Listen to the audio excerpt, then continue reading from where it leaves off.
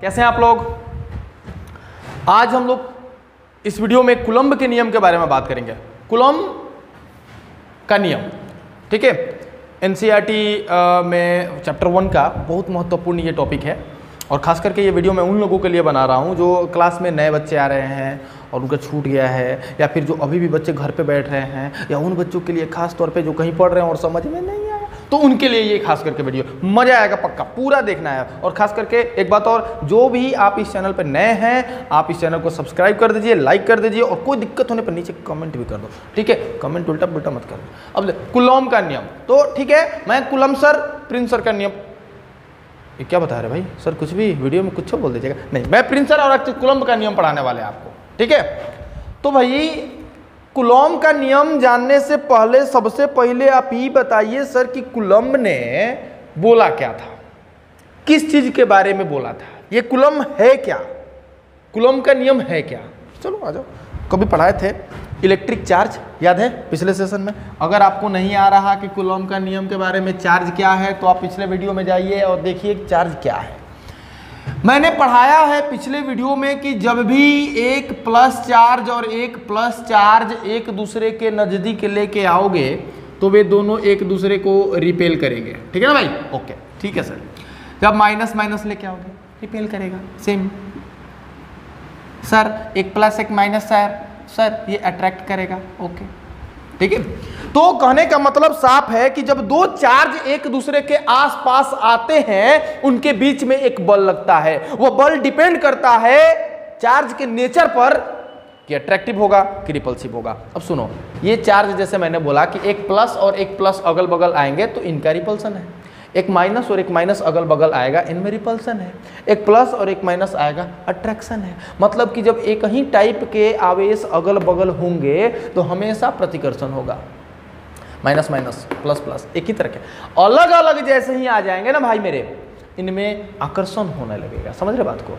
तो अब वहीं जब ये दो आवेश एक दूसरे के आसपास रख दिए जाएं तो इनके बीच में बल लगेगा, ये तो क्लियर है, लेकिन ये बल कितना लगेगा ये बताया था कूलम्ब ने, ठीक है। तो उन्हीं के बारे में हम लोग बात करने वाले हैं। सपोज कर लेते हैं, चलो कूलम्ब नियम के आधार पे कि भाई यहाँ पे एक चार्ज हमने लिया है Q1 प्लस Q1 और यहाँ पे एक और चार्ज हमने लिया है जिसको मैंने बोल दिया दिस इज प्लस Q2, कोई दिक्कत नहीं है, प्लस प्लस लिए यहाँ प्लस माइनस कर लो, आप माइनस माइनस कर लो, कोई दिक्कत नहीं है, मुझे कोई दिक्कत नहीं है, ओके, मुझे कूलम्ब भाई से कोई दिक्कत नहीं है। तो ये देखो, ये dotted dotted dotted dotted dotted दोनों के सेंटर को मिला दिया और दोनों के सेंटर का मैंने बोला कि भाई दोनों के सेंटर एक दूसरे से r डिस्टेंस पर है, ठीक है, दोनों के डिस्टेंस जो है बीच का r है। अब कूलम्ब भाई साहब ने बोला कि अब जब ये दोनों Q1 और Q2 एक दूसरे से r दूरी पर रखे गए हैं तो इनके बीच में एक फोर्स लगेगा, इनके बीच में एक बल लगेगा, और वो बल, इतना जोर से मत बोलिए सर, ठीक है, नहीं सुन लो, इन दोनों के बीच में जो बल लगेगा F क्या होगा, यानी कि हम यहाँ पर लिख रहे हैं दोनों आवेशों के बीच लगने वाला बल। वाह क्या बात है सर, गाना मस्त गाता है, अब गाने गाइए ना, पढ़ाना छोड़ दीजिए। लगने वाला बल F F F F F, दो बात बोला, अरे दो का बहुत सारी बातें बोली थी बट हम अभी बताएंगे सारी धीरे धीरे धीरे धीरे। पहला उन्होंने बोला भाई साहब ने कि दोनों आवेशों के बीच लगने वाला बल F दोनों आवेशों के गुणनफल के समानुपाती होता है, दोनों आवेशों के गुणनफल के समानुपाती होता है। अंग्रेजी में बताते हैं this force is directly proportional to the product of this two charges. भैया F directly proportional product of this two, Q1 into Q2, मतलब ये हुआ कि Q1 बड़ा होगा तो फोर्स बड़ा होगा, Q2 बड़ा होगा तो फोर्स। अरे ये भी समझ में नहीं आ रहा है कि अगर बड़े बड़े फोर्स ले, बड़े बड़े तो इनके बीच में ये बड़े बड़े जल्दी, यानी कि जितने बड़े बड़े फोर्स होंगे ना उतना ज़्यादा बल लगेगा, और छोटे छोटे हल्के हल्के बल है ना, हल्के हल्के बल तब लगेंगे जब आवेश हल्के हल्के होंगे। भारी भारी बल तब लगेंगे जब आवेश भारी भारी होंगे। कहने का मतलब, डायरेक्टली प्रोपोर्शनल का मतलब यही होता है कि अगर ये वाला पोर्शन बढ़ा तो ये वाला भी बढ़ेगा, ये वाला पोर्शन कम हुआ ये वाला भी कम होगा। मतलब कि जब बड़े बड़े आवेश अगल बगल रखे गए होंगे, जब बड़े बड़े आवेश एक दूसरे से कुछ दूरी पर रखे गए होंगे तो उनके बीच में लगने वाला बल भी बड़ा होगा। अगर छोटे छोटे आवेश एक दूसरे से कुछ दूरी पर रखे गए होंगे तो उनके बीच में लगने वाला बल भी क्या होगा, छोटा होगा। तो एक बात और तुमको बताते हैं कि कूलम्ब भाई साहब का जो नियम था ना वो पॉइंट चार्ज के लिए था। ए सर बैक, ये पॉइंट अलाइन क्या कर रहे हैं, पॉइंट चार्ज क्या है? अरे भैया गुस्सा ना हो, पॉइंट चार्ज मतलब छोटे छोटे चार्ज के लिए ही है ये, ठीक है ना। पढ़ाएंगे चिंता ना करो, बस ये याद मैंने करा दिया ताकि आप ध्यान पर रखो कि कूलम्ब जो है, कूलम्ब का नियम ये पॉइंट चार्ज के लिए ही वैलिड था। ओके, पहला ये हमारा हो गया कि सर जो फोर्स है, जो बल है वो दोनों आवेशों के गुणनफल के समानुपाती है। दूसरा भी बता दो भैया। ओके, अब उन्होंने बोला कि दोनों के बीच में लगने वाला बल दूरी दूरी दूरी दूरी दूरी आर के वर्ग के व्युत्क्रमानुपाती होता है। क्या होता है? व्युत्क्रमानुपाती होता है, ठीक है। चलो भाई, यानी कि एफ आर स्क्वायर, एफ समानुपाती 1/r²। ध्यान देना, एफ समानुपाती 1/r², एफ समानुपाती 1/r², एफ व्युत्क्रमानुपाती r²। कुछ पकड़ में आ रही बात? एफ समानुपाती 1/r², लेकिन एफ व्युत्क्रमानुपाती r²। क्लियर रखना इसको। समीकरण नंबर 2, दोनों को मिलाओ, मिटा दो सर, मिटा दो।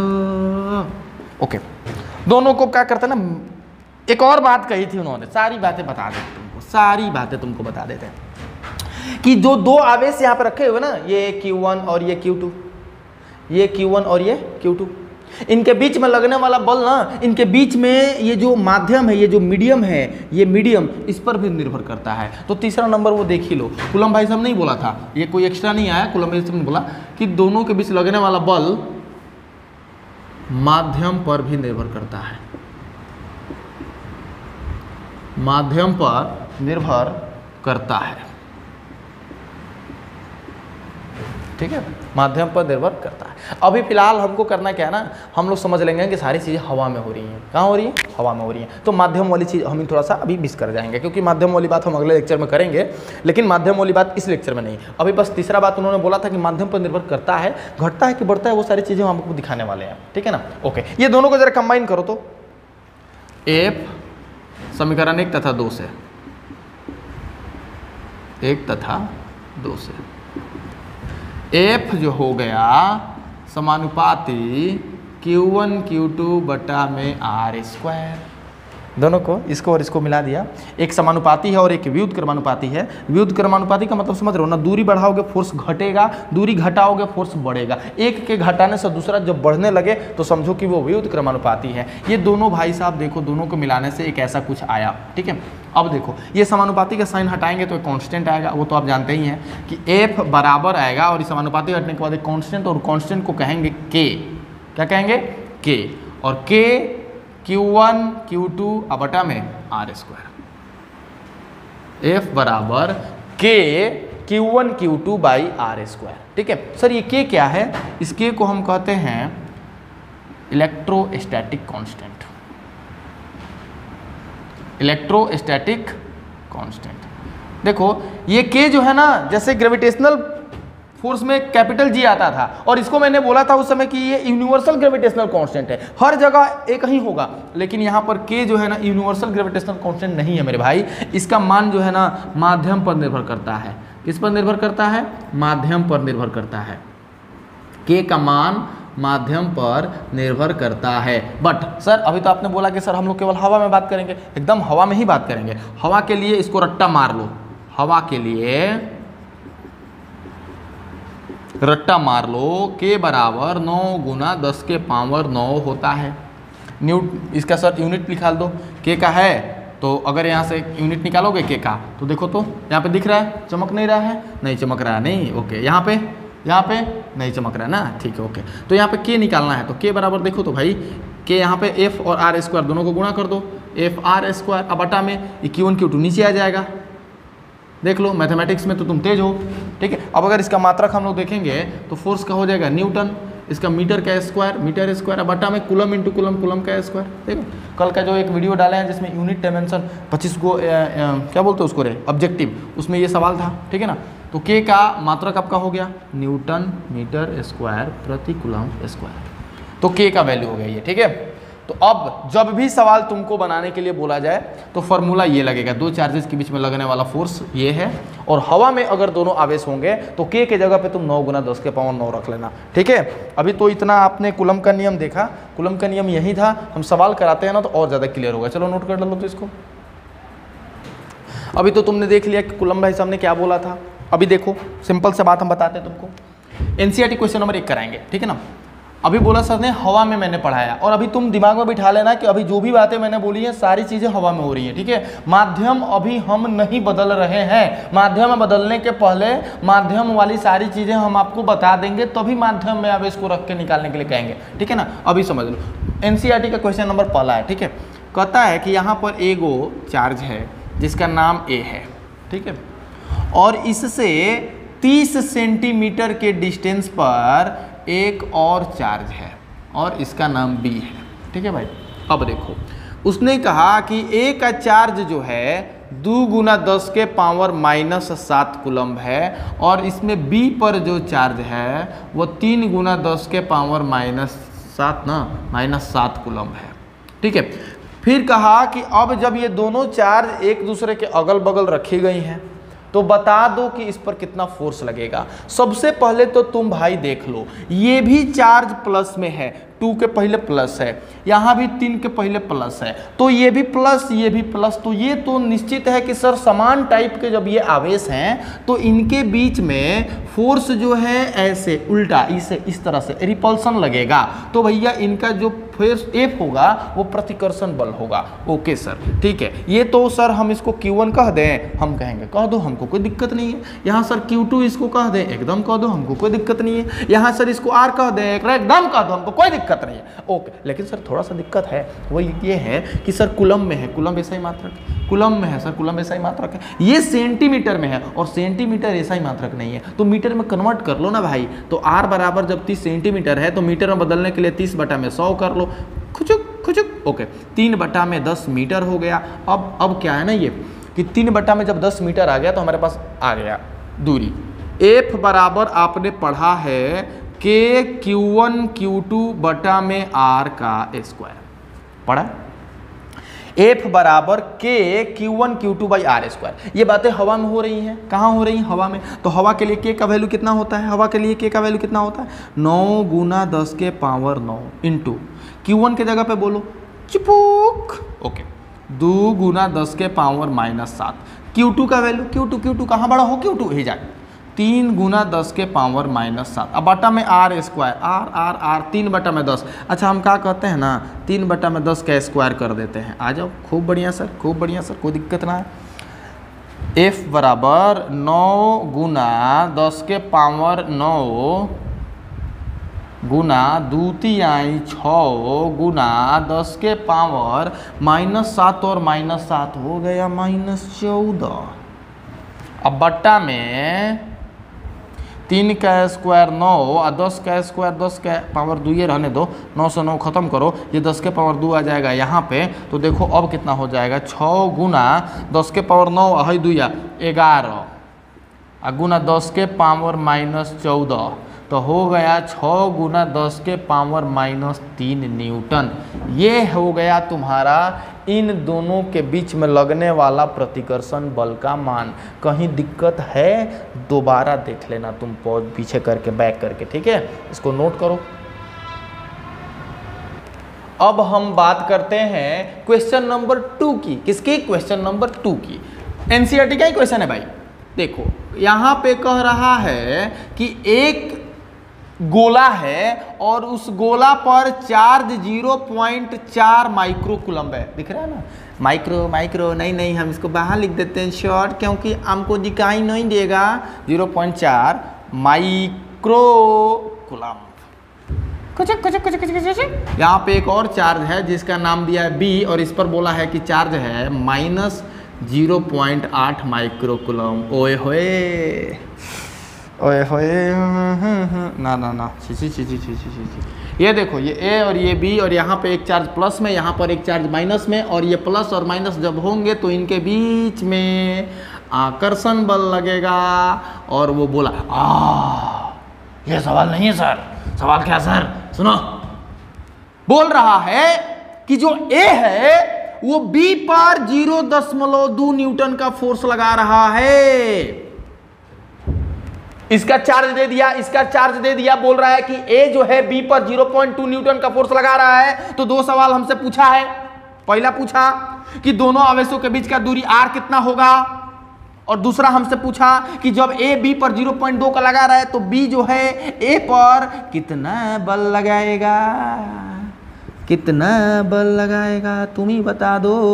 अरे भाई, ये फर्स्ट ईयर का चीज है कि हम अगर किसी वस्तु पर 5 न्यूटन का फोर्स लगा रहे हैं तो वह वस्तु भी हम पर 5 न्यूटन का फोर्स लगाएगी। तो यहाँ पर काहे पक्षपात करेंगे? ए जब बी पर 0.2 न्यूटन का फोर्स लगा रही है तो बी ए पर क्या लगाएगी? हाँ? ए जब बी पर 0.2 का है तो ही उतना ना लगाएगी। So answer is 0.2 newton. Answer clear. Okay ए सर, ए बताइए, ये तो आसान था, ये तो हम अपने से देख लिए थे, आप जुट्टो के फंसा रहे हैं। ये बताइए, ये बताइए। अरे ये आसान है सर, लेकिन चलिए आप सामने हम नहीं हैं इसलिए आपको मौका देते, बना लीजिए। ये बात है।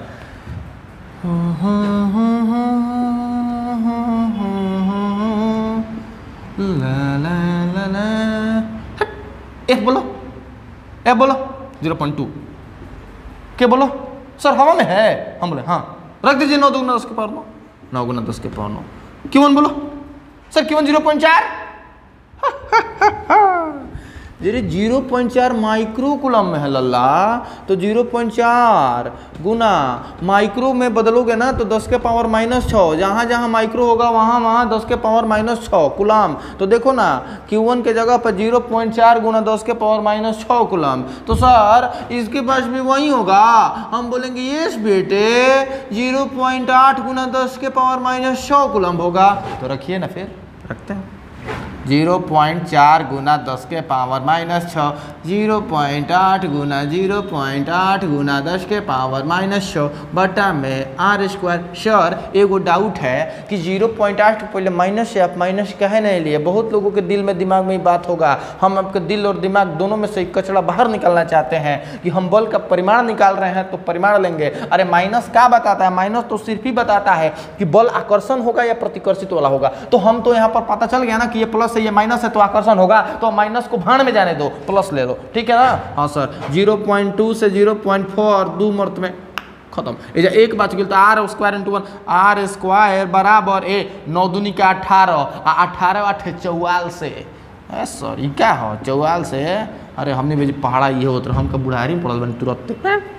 44 से 18 8 44 से 10 के पावर 9 गुना 10 के पावर -6 -12। देख बबुआ, r² बराबर हो 10 उड़ा देता नहीं, उड़ा दे अभी ना उड़े, अभी ना उड़े। 10 के पावर -3 है जले r² बराबर अब उड़ा दे 144 को के है 10 के पावर -4। अब तो ई r निकालने के लिए ई² उधर रूट में हो जाएगा। इतना सर छोटा छोटा सवाल आप करवा रहे हैं। अरे हम नहीं करवा रहे हैं, एनसीईआरटी में है। अगला वीडियो में सवाल मस्त मस्त करवाएंगे अपने मन से, ठीक है ना? 12 निकल जाएगा इसका और इसका निकल जाएगा 10 के पावर -2 मीटर। और जब 12 में 10 के पावर -2 हो गया है, मतलब 100 से भागा दिए हैं, इसका मतलब कि ये 12 सेंटीमीटर। तो तुम्हारा दोनों आवेशों के बीच का दूरी भी आ गया। दोनों आवेशों के बीच का दूरी तुम्हारा कितना आ गया? 12 सेंटीमीटर। ए का आंसर तुम्हारा 12 सेंटीमीटर और बी का आंसर 0.2 न्यूटन। किसी को कोई दिक्कत हो इस पूरे वीडियो में, इस कूलम्ब के नियम में, तो आप मुझे नीचे कमेंट बॉक्स में कमेंट कर देना, ठीक है? कोई सुझाव देना चाहते हैं वो भी दे देना। और अगर आप मुझसे ऑफलाइन पढ़ना चाहते हैं तो मेरा कोचिंग स्टेशन रोड कतीरा में है। इंडियन इंस्टीट्यूट ऑफ फिजिक्स के नाम से चलता है। YouTube channel boom boom physics है, इसलिए ये ना समझो कि पूरा बूम बूम फिजिक्स ही खोजोगे, नहीं। Indian institute of physics Prince sir, ठीक है। तो हमारा अभी 12 क्लास का बैच ओपन हो गया है, 8 से 9, 9 से 10, 10 से 11 हम लोग 3 को हिंदी मीडियम का बैच चला रहे हैं। इवनिंग में 5 से 6 भी सोमवार से एक बैच खुल रहा है। इंग्लिश मीडियम 7 से 8, 11 से 12, शाम को 4 से 5 चल रहा है। आप लोग अगर आना चाहते हैं वेलकम है। अगले वीडियो में मिलते हैं।